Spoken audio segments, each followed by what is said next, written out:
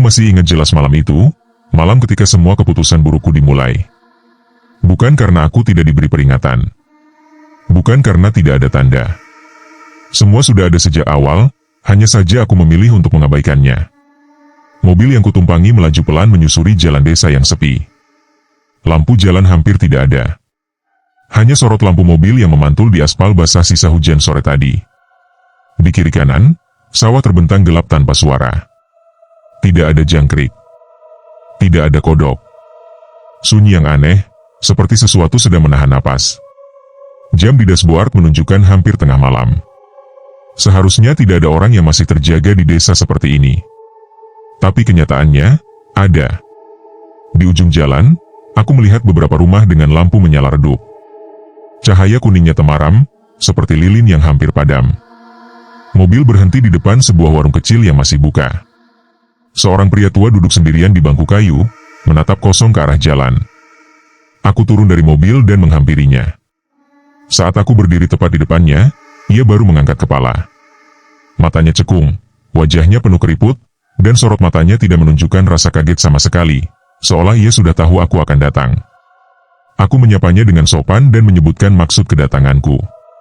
Aku bertanya tentang sebuah rumah tua di ujung desa, rumah yang kabarnya sudah lama kosong dan sering disebut dalam cerita warga sekitar. Begitu aku menyebut rumah itu, tangan pria tua itu gemetar. Bukan sedikit. Gemetarnya jelas terlihat. Pandangannya langsung berpaling, seperti takut ada yang mendengar. Ia menatapku lama sekali sebelum akhirnya bicara pelan. Kamu salah datang. Aku mengira ia tidak mendengar dengan jelas, jadi aku mengulang pertanyaanku. Tapi sebelum aku selesai bicara, ia langsung memotong. Pergi. Sekarang juga. Nada suaranya berubah. Bukan marah, bukan panik. Lebih seperti memohon. Aku tersenyum kecil dan bilang bahwa aku hanya ingin melihat-lihat. Tidak akan lama. Hanya sebentar. Pria tua itu berdiri mendadak. Bangku kayunya sampai tergeser. Ia mendekat, jaraknya sangat dekat sampai aku bisa mencium bau tembakau dari napasnya. Masuk rumah itu sama dengan menandatangani kematian. Kalimat itu diucapkannya tanpa emosi, datar, tapi justru itu yang membuat bulu kuduku merinding. Aku tertawa kecil untuk menutupi rasa tidak nyaman. Aku bilang bahwa aku tidak percaya hal-hal seperti itu. Pria tua itu menggeleng pelan. Semua yang mati di sana juga bilang begitu. Aku tidak menjawab. Aku kembali ke mobil dan menutup pintu. Dari kaca spion, aku melihat pria tua itu masih berdiri di tempatnya, menatap mobilku pergi tanpa melambaikan tangan, tanpa ekspresi. Mobil kembali melaju, menyusuri jalan yang semakin sempit. Aspal berubah jadi tanah berbatu. Pohon-pohon tinggi mulai menutup langit, membuat suasana makin gelap. Lampu mobil jadi satu-satunya sumber cahaya. Beberapa menit kemudian, aku melihatnya. Rumah itu berdiri sendirian, agak masuk ke dalam dari jalan utama. Halamannya luas, dipenuhi rumput liar setinggi lutut. Pagar besinya berkarat, sebagian roboh. Tapi yang paling mencolok adalah dinding depannya. Ada tulisan besar di sana, seperti dicoret dengan cat hitam atau mungkin sesuatu yang lebih gelap dari itu. Masuk rumah ini sama dengan menandatangani kematian. Aku mematikan mesin mobil dan duduk diam beberapa detik. Kata-kata pria tua itu terngiang lagi di kepalaku. Jantungku berdetak lebih cepat, bukan karena takut, tapi karena rasa penasaran yang semakin kuat. Aku turun dari mobil dan mendekat. Dari jarak dekat, tulisan itu terlihat tidak rapi, seperti dibuat dengan tangan gemetar. Beberapa bagian terlihat seperti bercampur dengan bekas usapan jari. Aku mengangkat senter dan menyinari pintu depan. Pintu kayunya besar, catnya sudah mengelupas, engselnya berkarat. Anehnya, pintu itu tidak terkunci. Aku menarik napas panjang. Di kepalaku, aku sudah menyiapkan berbagai alasan logis. Rumah tua. Desa terpencil. Cerita yang dibesar-besarkan. Tidak lebih. Tanganku menyentuh gagang pintu. Saat itu juga, angin tiba-tiba berhenti. Daun-daun yang tadinya bergerak mendadak diam. Bahkan suara malam yang sejak tadi samar langsung lenyap. Sunyi yang benar-benar sunyi. Aku mendorong pintu perlahan. Pintu itu terbuka tanpa suara. Tidak ada derit. Tidak ada bunyi kayu tua. Terlalu mulus untuk ukuran rumah yang tampak hampir runtuh. Begitu aku melangkah masuk, hawa dingin langsung menyergap. Bukan dingin biasa. Dingin yang terasa berat, seperti menyelimuti kulit. Aku menyalakan senter dan menutup pintu di belakangku. Saat pintu tertutup, terdengar bunyi klik pelan. Aku menoleh cepat. Pintu itu sudah rapat. Aku mencoba memutarnya lagi. Terkunci. Aku menelan ludah. Aku bilang pada diriku sendiri untuk tetap tenang. Banyak rumah tua punya mekanisme pintu yang aneh. Aku bisa keluar nanti.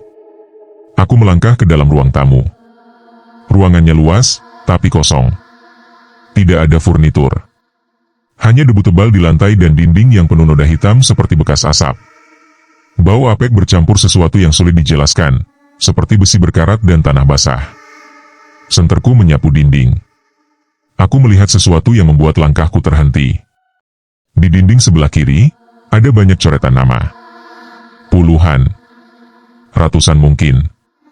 Nama-nama itu ditulis dengan ukuran berbeda, tapi semuanya diikuti tanggal. Tidak ada satupun yang punya tanggal keluar. Aku mendekat dan membaca beberapa nama. Tanggalnya berurutan, dari puluhan tahun lalu sampai beberapa tahun terakhir. Tulisan paling baru terlihat masih basah, seolah belum lama ditulis. Aku mundur selangkah. Perutku terasa mual. Tiba-tiba, terdengar suara langkah kaki dari lantai atas. Bukan satu langkah, tapi banyak. Pelan. Teratur. Seperti orang berjalan mondar-mandir. Aku mengarahkan senter ke arah tangga. Tangga kayu itu gelap, tapi aku bisa melihat bayangan bergerak di atasnya. Bukan jelas, hanya siluet samar yang bergerak lalu menghilang. Aku memanggil, tapi suaraku terdengar asing di telingaku sendiri. Terlalu pelan. Terlalu tenggelam oleh sunyi. Lampu senterku berkedip sebentar. Dan saat menyala kembali, aku melihat sesuatu yang membuat kakiku gemetar. Di ujung tangga, berdiri seseorang. Wajahnya pucat. Matanya kosong. Bibirnya bergerak pelan, seolah ingin bicara tapi tidak mengeluarkan suara. Ia hanya menatapku. Dan perlahan, ia mengangkat tangannya, menunjuk ke arah pintu masuk. Pintu yang sudah tidak bisa kubuka lagi. Aku masih berdiri terpaku di ruang tamu saat sosok di ujung tangga itu perlahan menghilang. Bukan berjalan pergi, bukan juga berbalik arah. Tubuhnya seperti memudar begitu saja, menyatu dengan gelap di lantai atas. Seolah ia memang tidak pernah benar-benar ada. Tanganku gemetar saat menggenggam senter. Nafasku terasa pendek. Aku menoleh ke sekeliling, mencoba mencari penjelasan masuk akal. Mungkin kelelahan. Mungkin imajinasiku terlalu liar. Tapi perasaan tidak enak itu tidak mau pergi. Justru semakin kuat, menekan dada. Aku melangkah mundur ke arah pintu masuk dan kembali mencoba membukanya. Gagang pintu itu tidak bergerak sama sekali. Aku mendorongnya dengan bahu, lalu menendangnya. Tidak ada hasil. Pintu itu terasa kokoh, berbeda jauh dengan tampilan luarnya yang rapuh. Aku berhenti dan menempelkan telingaku ke pintu. Tidak ada suara dari luar. Tidak ada angin. Tidak ada binatang malam. Dunia di luar rumah ini seperti lenyap. Aku menelan ludah dan berbalik kembali ke dalam. Tidak ada pilihan lain selain maju. Tangga kayu di depanku terlihat tua dan retak di beberapa bagian. Setiap langkah yang kuambil menghasilkan bunyi berdecit pelan, seolah rumah ini sadar sedang dilalui. Begitu sampai di lantai atas, hawa dingin terasa lebih pekat. Lorong panjang terbentang dengan beberapa pintu di kiri dan kanan. Semua pintu tertutup rapat. Senterku menyinari dinding, dan aku kembali melihat coretan-coretan aneh. Bukan nama kali ini, melainkan kalimat pendek. Jangan tidur. Jangan berteriak. Jangan menyebut namanya.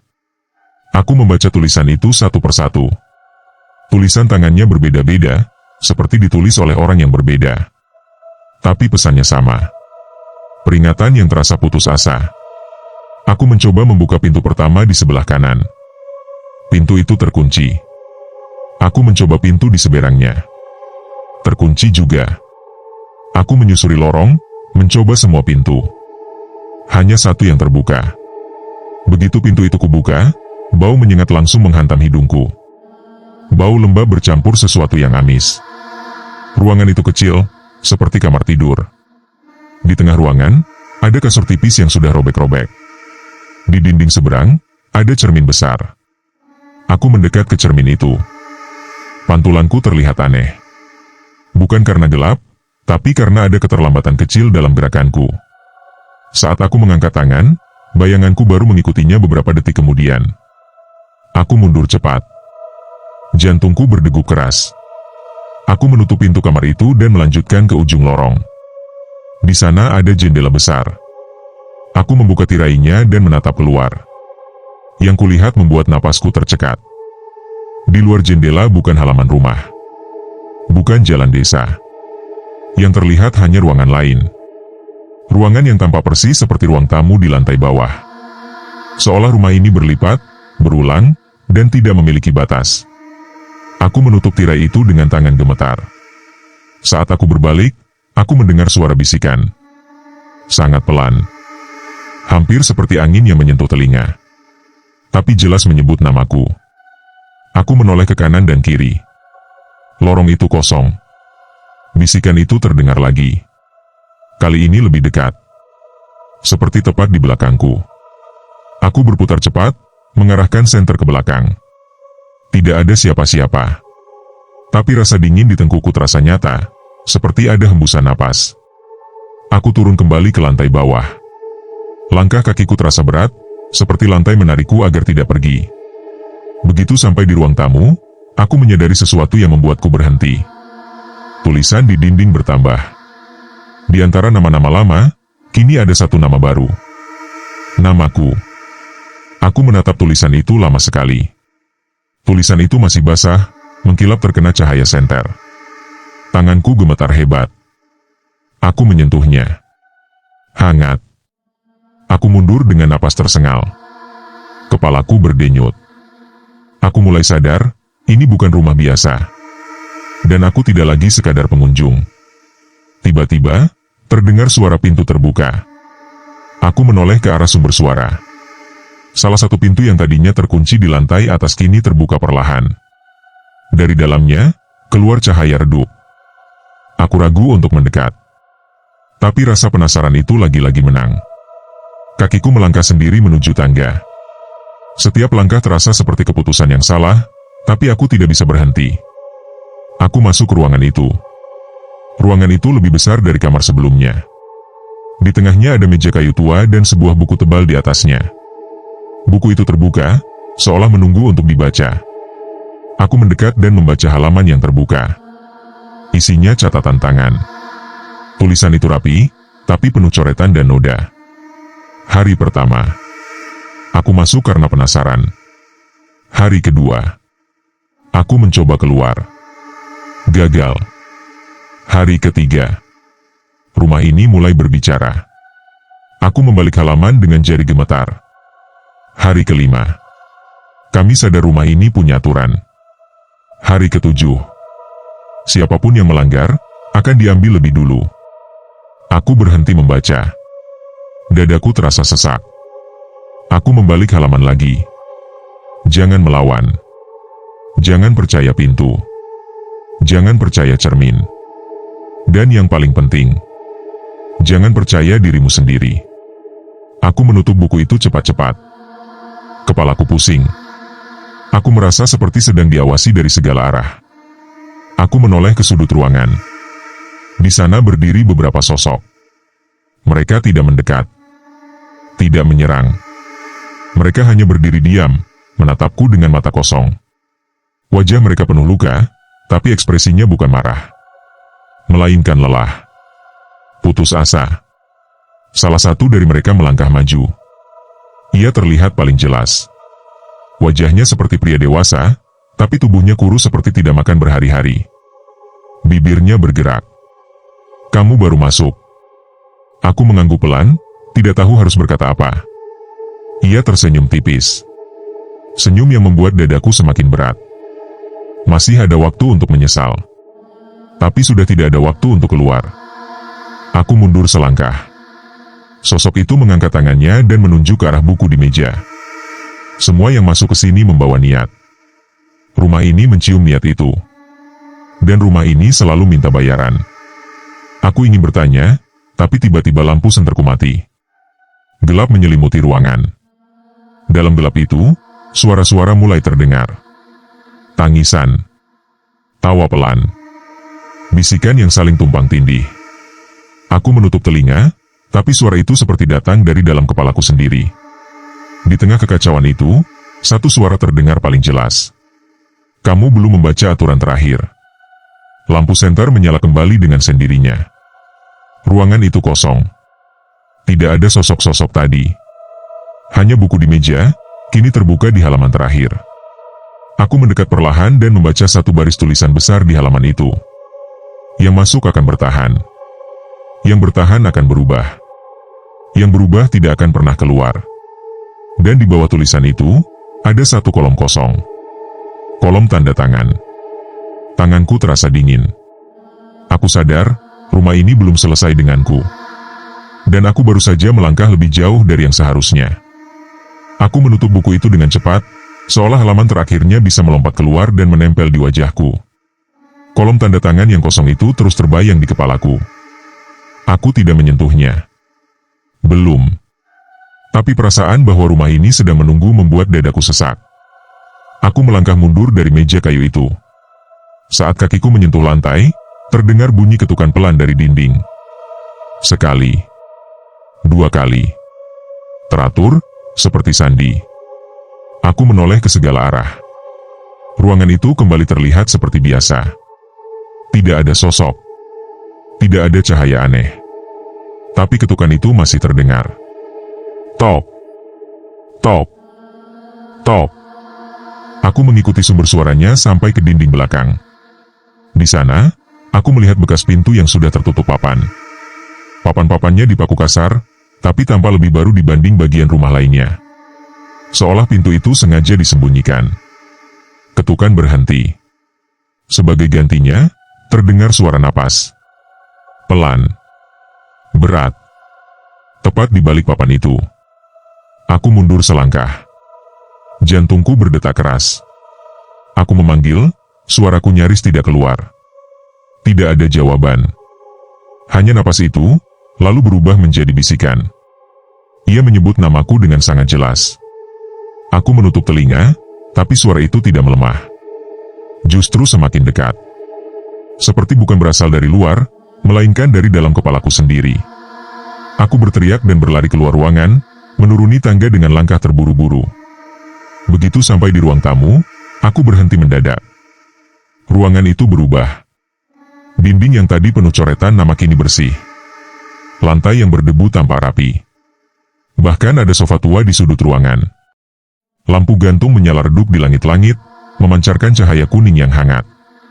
Sejenak, aku hampir merasa lega. Lalu aku melihat seseorang duduk di sofa itu. Ia duduk membelakangiku. Rambutnya pendek. Pakaian yang dikenakannya terasa familiar. Jantungku berdegup lebih cepat saat ia perlahan berdiri dan berbalik. Wajah itu adalah wajahku sendiri. Aku mundur tersandung, hampir jatuh. Sosok itu menatapku dengan ekspresi tenang. Tidak tersenyum. Tidak marah. Ia melangkah mendekat dengan langkah santai. Tenang saja, katanya dengan suaraku sendiri. Rumah ini hanya ingin kamu jujur. Aku menggeleng kuat. Ini tidak nyata. Ini hanya ilusi. Tapi setiap langkahnya terdengar nyata di telingaku. Setiap tarikan napasnya sama persis denganku. Ia berhenti tepat di depanku. Kamu masuk ke sini bukan cuma karena penasaran. Ada sesuatu yang kamu cari. Sesuatu yang kamu ingkari. Aku menutup mata dan berteriak agar semua ini berhenti. Saat aku membuka mata lagi, ruangan itu kembali seperti semula. Kosong. Kotor. Gelap. Tidak ada sofa. Tidak ada sosok itu. Tapi rasa dingin di dadaku tidak hilang. Aku menyadari satu hal. Rumah ini tidak hanya memanipulasi ruang. Ia masuk ke pikiranku. Mengorek hal-hal yang bahkan tidak ingin kuingat. Aku duduk di lantai, mencoba menenangkan napas. Dalam kepalaku, potongan-potongan ingatan mulai muncul. keputusan-keputusan buruk yang pernah kuambil. Orang-orang yang kusakiti dengan kata-kata dan keegoisanku. Rasa bersalah yang selama ini kutekan dalam-dalam. Bisikan itu kembali terdengar, kini lembut, hampir seperti suara seorang teman. Rumah ini hidup dari itu. Aku berdiri dan berjalan tanpa arah, mencoba menghindari pikiranku sendiri. Aku masuk ke salah satu ruangan di lantai bawah yang belum sempat kujelajahi. Ruangan itu tampak seperti dapur tua. Peralatan memasak berkarat tergantung di dinding. Meja kayu di tengah ruangan penuh goresan. Di atas meja itu, ada foto-foto lama. Aku mengambil salah satunya. Foto keluarga. Seorang pria, seorang wanita, dan dua anak kecil. Mereka berdiri di depan rumah ini, tersenyum. Tanggal di belakang foto menunjukkan puluhan tahun lalu. Di foto lain, keluarga yang berbeda. Lokasi yang sama. Rumah yang sama. Aku menyadari pola itu. Rumah ini bukan hanya menjebak orang asing. Ia pernah menjadi tempat hidup. Dan sesuatu telah terjadi di sini, sesuatu yang mengubahnya. Aku menemukan sebuah laci yang terkunci. Dengan sedikit usaha, aku berhasil membukanya. Di dalamnya ada beberapa lembar kertas yang sudah menguning. Catatan harian. Tulisan tangan di kertas itu rapi dan penuh detail. Catatan itu menceritakan tentang sebuah keluarga yang pindah ke desa ini untuk memulai hidup baru.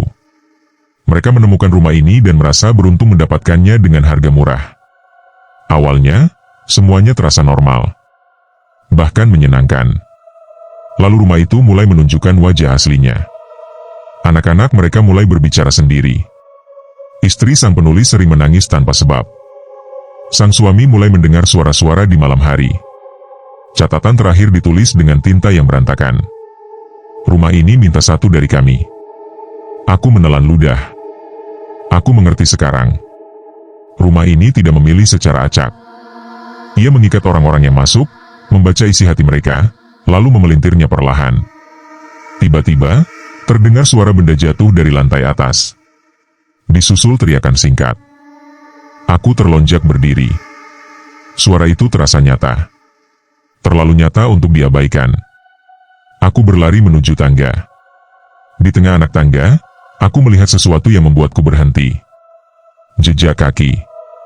Jejak kaki basah, seperti baru menginjak darah atau air kotor. Jejak itu menuju ke lantai atas. Aku mengikutinya dengan hati-hati. Jejak itu berakhir di depan kamar yang sebelumnya terkunci. Kini pintunya terbuka lebar. Aku masuk perlahan. Di dalam kamar itu, aku melihat banyak cermin kecil menempel di dinding. Lantai. Langit-langit. Pantulan wajahku ada di mana-mana. Tapi tidak ada satupun yang bergerak bersamaan denganku. Semua pantulan itu menatapku lebih dulu sebelum aku bergerak. Salah satu pantulan tersenyum. Ia membuka mulut dan berbicara tanpa suara, tapi aku tahu apa yang ia katakan. Waktumu hampir habis. Aku memejamkan mata dan menjerit. Saat aku membukanya kembali, cermin-cermin itu retak serempak. Retakan itu membentuk simbol yang sama dengan yang kulihat di dinding sebelumnya. Aku jatuh terduduk, tubuhku gemetar hebat. Di tengah keheningan itu, aku menyadari sesuatu yang paling menakutkan. Aku mulai terbiasa dengan semua ini.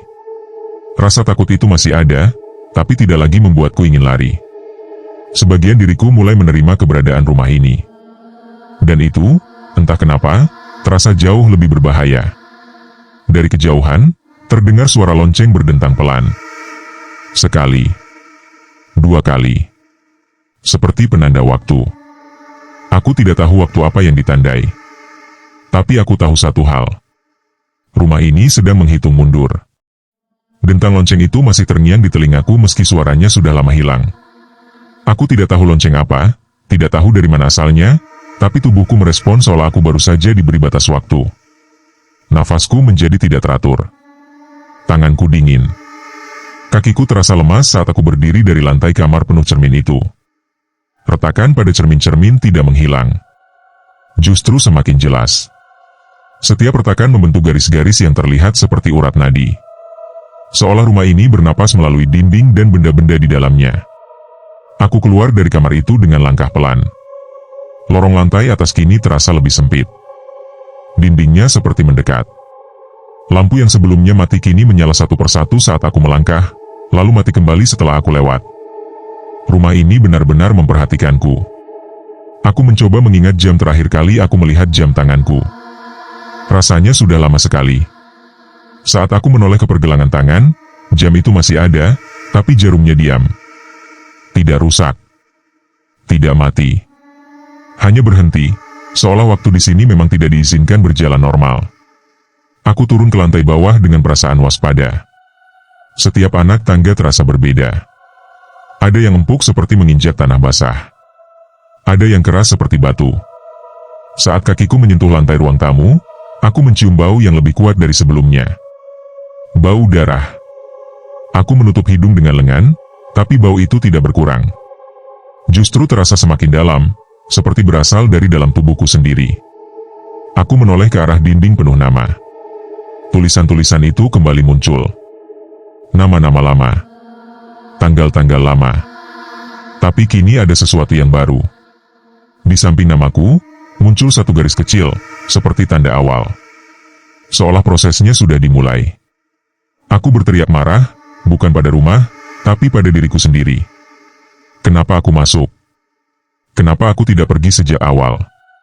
Suaraku menggema di ruang tamu, lalu perlahan berubah. Gema itu menjawabku. Dengan suaraku sendiri. Aku menutup mulut, tapi gema itu terus berbicara. Mengulang semua keraguan, semua ketakutan, semua penyesalan yang pernah kupendam. Kata-kata itu menusuk lebih dalam daripada teror visual apapun. Aku berlari ke dapur, berharap menemukan sesuatu yang bisa kupakai. Pisau. Palu. Apapun. Tapi dapur itu berubah lagi. Meja kayu kini dipenuhi piring kotor dengan sisa makanan membusuk. Di kursi, ada seseorang duduk membelakangiku. Aku berhenti mendadak. Rambutnya panjang, kusut. Bahunya turun, seperti orang yang sangat lelah. Aku memanggil pelan. Sosok itu perlahan menoleh. Wajahnya rusak. Bukan luka fisik, tapi ekspresinya hancur. Matanya merah, penuh air mata yang tidak jatuh. Bibirnya bergetar saat ia berbicara. Aku dulu juga bilang cuma mau lihat-lihat. Suaranya serak, hampir habis. Ia berdiri dan aku melihat tubuhnya penuh bekas sayatan. Bukan luka segar. Luka lama. Luka yang dilakukan berulang kali. Rumah ini tidak menyuruhku mati, katanya. Rumah ini cuma menunjukkan caranya. Aku mundur sampai punggungku menabrak dinding. Sosok itu mendekat satu langkah, lalu berhenti. Kalau kamu masih bisa takut, kamu belum terlambat berubah. Sebelum aku sempat bertanya apa maksudnya, dapur itu menghilang. Aku kembali berdiri di ruang tamu, sendirian. Tapi kata-katanya tertinggal di kepalaku. Berubah. Aku mulai sadar, rumah ini tidak langsung membunuh penghuninya. Ia menekan. Menggoda. Menunggu sampai seseorang runtuh dan membuat pilihan terburuknya sendiri. Seperti keluarga di catatan harian itu. Seperti sosok-sosok yang kulihat sebelumnya. Aku berjalan menuju pintu belakang yang sebelumnya tidak kuperhatikan. Pintu itu setengah terbuka. Aku mendorongnya dan melangkah masuk ke ruangan sempit yang gelap. Ruangan itu seperti gudang. Banyak barang lama menumpuk. Koper. Kursi patah. Mainan anak-anak yang berdebu. Aku menyinari satu persatu dengan senter yang entah bagaimana kini kembali menyala. Di sudut ruangan, aku menemukan sebuah kotak kayu kecil. Kotak itu terkunci, tapi tidak terlalu kuat. Dengan sedikit usaha, aku berhasil membukanya. Di dalamnya ada banyak kertas lipat kecil. Surat. Aku membuka salah satunya. Tulisan tangannya gemetar. Aku tidak tahan lagi. Setiap malam rumah ini memperlihatkan wajahku yang paling buruk. Aku ingin berhenti mendengar suara-suara itu. Surat lain. Kami mencoba bertahan demi anak-anak. Tapi rumah ini membuat kami saling curiga. Saling menyalahkan. Surat berikutnya lebih pendek. Lebih baik satu mati daripada semua. Tanganku gemetar hebat. Aku menjatuhkan surat-surat itu ke lantai. Dadaku terasa seperti diremas. Aku mulai memahami harga yang diminta rumah ini. Bukan sekadar nyawa, tapi pilihan. Pilihan untuk mengorbankan. Pilihan untuk menyerah. Pilihan untuk berubah menjadi sesuatu yang tidak lagi manusia. Tiba-tiba, suara langkah kaki terdengar dari belakang. Aku berbalik cepat. Di pintu gudang, berdiri sosok pria tua. Wajahnya sangat pucat. Matanya kosong. Tapi aku mengenalnya. Pria dari warung. Ia menatapku lama sebelum bicara. Aku pernah masuk ke sini. Aku terkejut. Aku mendekat setengah langkah. Pria itu tersenyum pahit. Aku berhasil keluar. Tapi tidak sepenuhnya. Ia mengangkat tangannya. Aku melihat bekas tanda aneh di pergelangan tangannya. Simbol yang sama dengan yang ada di dinding rumah ini. Rumah ini tidak suka kehilangan miliknya, katanya pelan. Setiap yang keluar, selalu meninggalkan sesuatu. Aku bertanya bagaimana cara keluar. Suaraku hampir memohon. Pria itu menggeleng. Tidak ada cara keluar yang bersih. Ia melangkah mendekat, menatap mataku dalam-dalam. Kalau kamu terus melawan, rumah ini akan mempercepatnya. Kalau kamu menyerah sepenuhnya, kamu akan tinggal di sini selamanya. Aku bertanya apa yang harus kulakukan. Ia diam lama sebelum menjawab. Kamu harus memilih apa yang paling kamu takuti kehilangan. Sebelum aku sempat mencerna kata-katanya, tubuh pria itu mulai memudar. Seperti sosok di tangga dulu. Ia menghilang meninggalkan gudang kosong dan surat-surat berserakan di lantai. Aku terduduk lemas. Kepalaku penuh. Rasa takut kini bercampur dengan kebingungan dan keputusasaan. Rumah ini bukan labirin fisik. Ini labirin batin. Lonceng berdentang lagi. Kali ini lebih dekat. Lebih keras. Dentangnya terasa sampai ke tulang. Aku berdiri dan berjalan kembali ke ruang tamu. Meja kayu yang sebelumnya ada di lantai atas kini muncul di tengah ruangan. Di atasnya, buku tebal itu terbuka. Halaman tanda tangan itu kini tidak lagi kosong. Namaku tertulis samar, seperti baru mulai muncul dari balik kertas. Aku menatapnya lama. Tanganku terangkat tanpa sadar, lalu kutarik kembali. Aku belum siap. Aku tidak tahu pilihan mana yang akan kuambil. Tapi satu hal jelas. Rumah ini sudah mulai menagih. Dan waktu yang tersisa terasa semakin sedikit. Aku berdiri di ruang tamu dengan napas yang terasa berat. Meja kayu itu berada tepat di tengah ruangan, seperti jantung rumah ini. Buku tebal terbuka, halamannya rata, kolom tanda tangan memantulkan cahaya lampu gantung yang redup. Namaku tampak samar, seperti bayangan yang mencoba menjadi nyata. Setiap detik, huruf-huruf itu semakin jelas. Lonceng berdentang lagi. Kali ini 3 kali. Dentangnya tidak keras, tapi terasa dalam, seperti dipukul dari dalam dada. Dinding bergetar pelan. Debu jatuh dari langit-langit. Rumah ini tidak lagi bersembunyi. Ia menunggu. Aku melangkah mendekat. Setiap langkah terasa seperti melawan arus. Saat aku berhenti di depan meja, buku itu bergerak sendiri. Halamannya terangkat sedikit, lalu rata kembali. Seolah rumah ini berkata bahwa waktuku sudah habis. Aku menutup mata dan menarik napas panjang. Di kepalaku, wajah-wajah itu muncul lagi. Keluarga dari foto. Sosok-sosok lelah yang berdiri diam. Pria tua dari warung. Bayanganku sendiri yang menatap dengan tenang dan dingin. Semua terhubung oleh satu hal yang sama. Pilihan. Aku membuka mata dan melihat sekeliling. Ruang tamu berubah perlahan. Dindingnya menjadi lebih terang.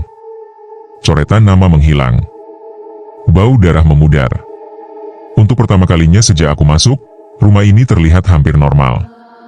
Terlalu normal. Pintu depan terbuka. Cahaya dari luar masuk, hangat dan terang. Aku bisa melihat jalan desa. Mobilku terparkir rapi di depan. Angin malam bertiup pelan. Aku mendengar suara jangkrik. Suara yang sebelumnya tidak pernah ada. Aku melangkah setengah langkah ke arah pintu. Lalu berhenti. Di ambang pintu, berdiri seseorang. Sosok itu membelakangiku. Rambutnya pendek. Posturnya sama denganku. Ia berbalik perlahan. Itu aku. Wajahnya bersih. Tidak pucat. Tidak lelah. Matanya jernih. Ia tersenyum tipis. "Kamu bisa pergi," katanya pelan. "Rumah ini akan melepasmu. Tapi kamu harus meninggalkan sesuatu." Aku bertanya apa yang harus kutinggalkan. Sosok itu menatapku lama, lalu menunjuk ke dadaku. "Semua kebohongan yang kamu simpan. Semua rasa bersalah yang kamu kubur. Kalau kamu keluar, semua itu akan tetap bersamamu. Rumah ini ingin menyimpannya." Aku mengerti sekarang. Ini bukan sekadar keluar atau tinggal. Ini tentang apa yang akan kubawa pulang. Aku menoleh ke meja dan buku itu. Kolom tanda tangan memanggil. Aku menoleh kembali ke pintu. Jalan keluar terlihat nyata. Sangat dekat. Tinggal beberapa langkah. Lonceng berdentang sekali lagi. Lebih pelan. Lebih sabar. Aku mendekati meja. Tanganku gemetar saat memegang pena yang tak sejak kapan sudah ada di sana. Ujung pena terasa dingin. Aku menatap namaku yang hampir utuh. Di saat itu, rumah ini memperlihatkan semuanya. Aku melihat kembali momen-momen yang selama ini kuhindari. Kata-kata tajam yang pernah kuucapkan. Keputusan egois yang melukai orang lain. Kesempatan untuk memperbaiki yang kulewatkan. Rasa takut untuk mengakui kesalahan. Semua ditampilkan tanpa hiasan. Tanpa alasan pembenaran. Air mata jatuh tanpa bisa kutahan. Bukan karena takut mati. Tapi karena akhirnya jujur. Aku menurunkan pena. Dan berhenti. Aku sadar satu hal yang paling menakutkan. Jika aku menandatangani, aku memang akan menjadi bagian dari rumah ini. Tapi jika aku keluar tanpa menghadapi semuanya, aku akan membawa rumah ini bersamaku kemanapun aku pergi. Teror yang sesungguhnya bukan dinding dan lorong. Teror itu hidup di dalam diri. Aku meletakkan pena di atas meja. Rumah ini bergetar keras. Dinding mengerang. Lampu berkedip cepat. Sosok di pintu menghilang. Pintu depan menutup sendiri dengan suara dentuman berat. Dari sudut ruangan, sosok-sosok itu muncul. Mereka berdiri membentuk lingkaran. Wajah-wajah lelah itu kini menatapku dengan perhatian. Tidak ada kemarahan. Tidak ada paksaan. Salah satu dari mereka melangkah maju. Sosok yang dulu berkata bahwa rumah ini tidak memaksa. "Kamu memilih untuk menghadapi," katanya. "Itu jarang terjadi." Aku bertanya apa artinya. Ia menunjuk ke buku. Rumah ini hidup dari penolakan. Dari orang-orang yang lari. Kalau kamu tidak lari, rumah ini tidak punya apa-apa untuk diikat. Buku itu mulai menutup sendiri. Kolom tanda tangan memudar. Namaku menghilang perlahan, seperti dihapus oleh tangan tak terlihat. Rumah ini mengeluarkan suara panjang, seperti napas terakhir. Dinding retak. Bukan retakan yang mengancam, tapi seperti kulit tua yang akhirnya dilepas. Cahaya masuk dari celah-celah itu. Hangat. Menenangkan. Pintu depan terbuka lagi. Aku melangkah maju. Kali ini tanpa ragu. Saat kakiku melewati ambang pintu, aku menoleh sekali lagi ke dalam. Meja kayu itu sudah tidak ada. Buku itu hilang. Sosok-sosok itu berdiri diam, lalu satu persatu memudar. Wajah mereka tampak lebih tenang. Saat aku melangkah keluar sepenuhnya, pintu menutup pelan di belakangku. Tidak ada dentuman. Tidak ada kunci. Rumah itu berdiri seperti rumah tua biasa. Sunyi. Diam. Aku berjalan menjauh tanpa menoleh lagi. Setiap langkah terasa ringan. Bukan karena semua masalahku hilang, tapi karena aku berhenti bersembunyi. Keesokan paginya, aku kembali ke desa itu.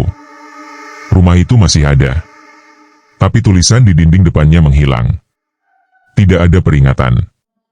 Tidak ada coretan. Seolah rumah itu tidak pernah lapar. Pria tua di warung tidak ada. Warungnya tutup.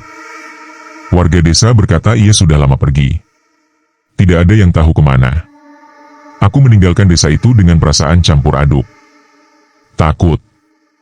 Lega. Dan sadar. Masuk rumah itu memang sama dengan menandatangani kematian. Bukan kematian tubuh, tapi kematian kebohongan. Tidak semua orang siap untuk itu. Terima kasih sudah mendengarkan cerita ini sampai selesai. Jika kamu menikmati ceritanya, silakan tuliskan pendapatmu di kolom komentar. Dukung channel ini dengan menekan tombol like dan subscribe agar tidak ketinggalan cerita horor berikutnya. Terima kasih.